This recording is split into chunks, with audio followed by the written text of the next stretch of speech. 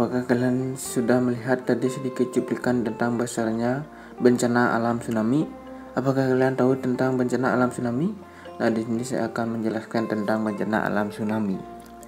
Tsunami dalam bahasa Jepang yaitu su pelabuhan, nami gelombang, secara harfiah berarti ombak besar di pelabuhan. Adalah perpindahan badan air yang disebabkan oleh perubahan permukaan laut secara vertikal dengan tiba-tiba. Perubahan permukaan laut tersebut bisa disebabkan oleh gempa bumi yang berpusat di bawah laut, letusan gunung berapi di bawah laut, longsor bawah laut, atau hantaman meteor di laut. Gelombang tsunami dapat merambat ke segala arah. Di laut dalam, gelombang tsunami dapat merambat dengan kecepatan 500 sampai 1000 km per jam, setara dengan kecepatan pesawat terbang. Ketinggian gelombang laut di laut dalam hanya sekitar 1 meter. Dengan demikian, laju gelombang tidak terasa oleh kapal yang sedang berada di tengah laut. Ketika mendekati pantai, kecepatan gelombang tsunami menurun hingga sekitar 30 km per jam. Namun, ketinggiannya sudah meningkat hingga mencapai puluhan meter. Hantaman gelombang tsunami bisa masuk hingga puluhan kilometer dari bibir pantai. Kerusakan dan korban jiwa yang terjadi karena tsunami bisa diakibatkan karena hantaman air maupun material yang terbawa oleh aliran gelombang tsunami, seperti hantaman pepohonan, puing-puing bangunan, dan lain-lain. Nah, di sini saya akan menjelaskan penyebab terjadinya tsunami. Tsunami tidak akan terjadi jika tidak ada faktor pemicu. Faktor penyebab terjadinya tsunami adalah 1. Gempa bumi yang berpusat di bawah laut. Meskipun demikian, tidak semua gempa bumi di bawah laut berpotensi menimbulkan tsunami. Gempa bumi dasar laut dapat menjadi penyebab terjadinya tsunami adalah gempa bumi dengan kriteria sebagai berikut. 1. Gempa bumi yang terjadi di dasar laut. 2. Pusat gempa kurang dari 30 km dari permukaan laut. Dan 3. Magnitudo gempa lebih besar dari 6,0 skala Richter. Tsunami yang ditimbulkan oleh gempa bumi biasanya menimbulkan gelombang yang cukup besar, tergantung dari kekuatan gempanya dan besarnya area patahan yang terjadi. Tsunami dapat dihasilkan oleh gangguan apapun yang dengan cepat memindahkan suatu massa air yang sangat besar, seperti suatu gempa bumi, letusan vulkanik, batu bintang atau meteor atau tanah longsor. 2. Gunung Merapi. Letusan gunung berapi. Letusan gunung berapi dapat menyebabkan terjadinya gempa vulkanik. Tsunami besar yang terjadi pada tahun 1883 adalah akibat meletusnya gunung Krakatau yang berada di Selat Sunda. Meletusnya gunung Tambora di Nusa Tenggara Barat pada tanggal 10 April 1815 juga memicu terjadinya tsunami yang melanda Jawa Timur dan Maluku. Indonesia sebagai negara kepulauan yang berada wilayah Ring of Fire atau sabuk berapi dunia tentu harus mewaspadai ancaman ini. 3. Longsor bawah laut. Longsor bawah laut ini terjadi akibat adanya tabrakan antara lempeng samudra dan lempeng benua. Proses ini mengakibatkan terjadinya palung laut dan pegunungan. 4. Hantaman meteor di laut. Jatuhnya meteor berukuran besar di laut juga merupakan penyebab terjadinya tsunami. Nah, saya akan menjelaskan gejala-gejala tsunami. Gejala tsunami diawali dengan gempa bumi, air laut tiba-tiba surut, bau garam menyengat, langit tampak berwarna hitam, dan terjadinya ledakan yang sangat dahsyat. Karakteristik tsunami, lokasi pusat gempa bumi berada di laut. Kedalaman pusat gempa bumi relatif dangkal, kedalaman kurang dari 60 km dari dasar laut. Magnitudo gempa bumi lebih besar dari 6,5 skala Richter.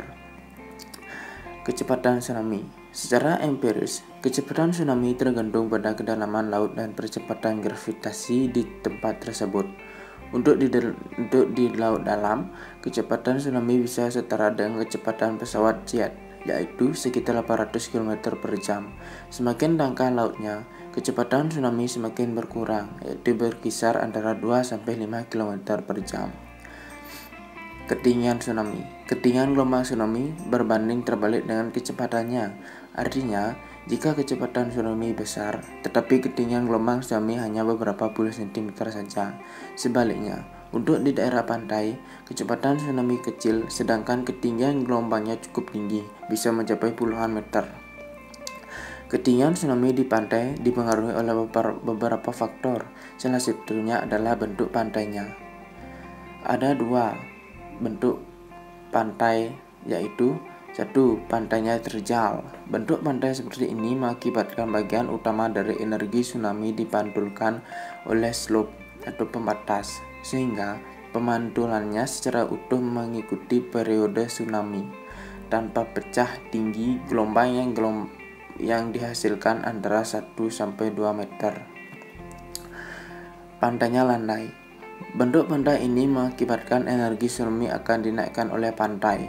Di sini berlaku prinsip dasar energi, yakni energi selalu konstan, sehingga jika kecepatannya berkurang, maka amplitudonya besar, panjang gelombangnya berkurang dan mengakibatkan pecahnya gelombang. Hal inilah yang mengakibatkan tinggi gelombang tsunami bisa mencapai puluhan meter. Nah, adapun dampak tsunami positif dari bencana tsunami. Bencana alam merenggut banyak korban, sehingga lapangan pekerjaan menjadi terbuka luas bagi yang masih hidup.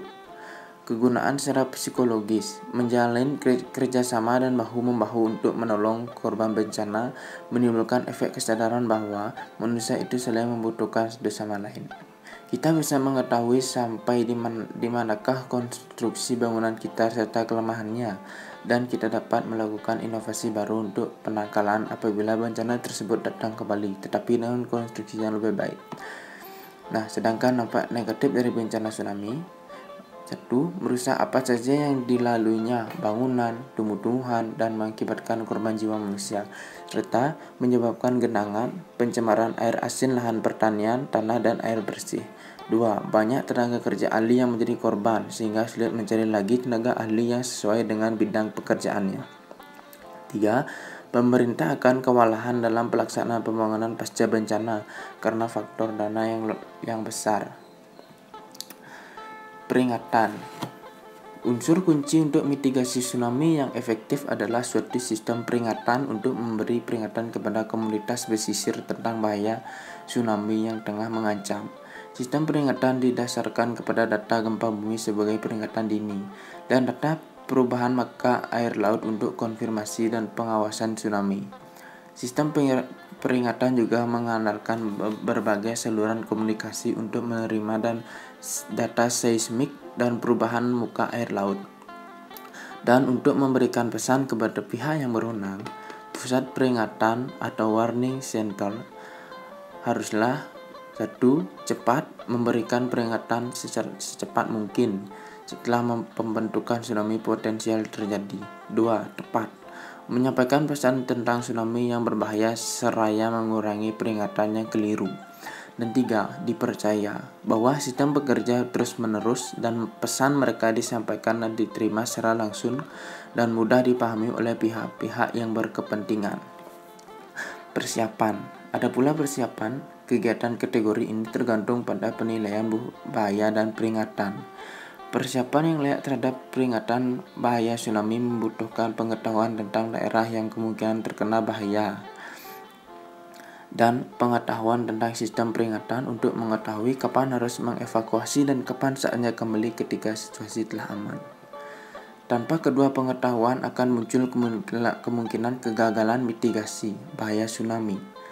Tingkat kepedulian publik dan pemahamannya terhadap tsunami juga sangat penting.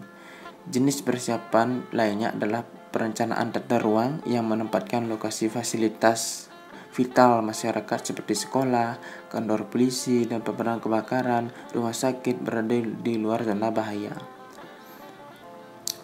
Evakuasi. Rencana evakuasi dan prosedurnya umumnya dikembangkan untuk tingkat lokal. Karena rencana ini membutuhkan pengetahuan detail tentang populasi dan fasilitas yang terancam bahaya dan potensi lokal yang dapat diterapkan untuk mengatasi masalah. Tsunami lokal hampir tidak menyediakan waktu yang cukup untuk peringatan formal dan disertai gempa bumi. Sementara tsunami distan mungkin memberi waktu beberapa jam untuk persiapan sebelum gelombang yang pertama tiba. Sehingga persiapan evakuasi dan prosedurnya harus siap untuk kedua skenario tersebut. Nah, saya akan memberi data historis tsunami yang terjadi di dunia. 1 November 1755. Setelah gempa bumi kolosal menghancurkan Lisbon, Portugal, dan pegunungan di Eropa, orang menyelamatkan diri dengan menggunakan perahu, namun tsunami akhirnya menyusul. Peristiwa mengerikan bersamaan tersebut membunuh lebih dari 60.000 orang. 27 Agustus 1883, letusan Gunung Krakatau memicu terjadinya tsunami menenggelamkan 36.000 orang Indonesia yang berada di Pulau Jawa, bagian barat dan utara Sumatera. Kekuatan gelombang mendorong 600 ton balok terumbu karang menuju tepi pantai bersama dengan arus tsunami besar. Dan selanjutnya kalian bisa mencari tahu di buku-buku tentang tsunami. Kesimpulannya, dari video ini, tsunami adalah gelombang laut yang disebabkan oleh gempa bumi, tanah longsor, atau letusan gunung berapi yang terjadi di laut. Terjadinya tsunami diakibatkan oleh adanya gangguan yang menyebabkan perpindahan sejumlah besar air meluap ke daratan seperti letusan gunung api, gempa bumi, longsor maupun meteor yang jatuh ke bumi. Namun 90% tsunami adalah akibat gempa bumi bawah laut. 3.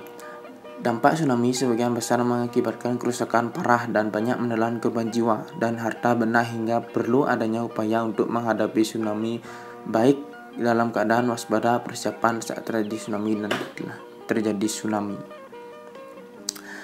Sekian video saya tentang tsunami ini. Semoga apa yang saya berikan kepada kalian bisa kalian terima dengan baik.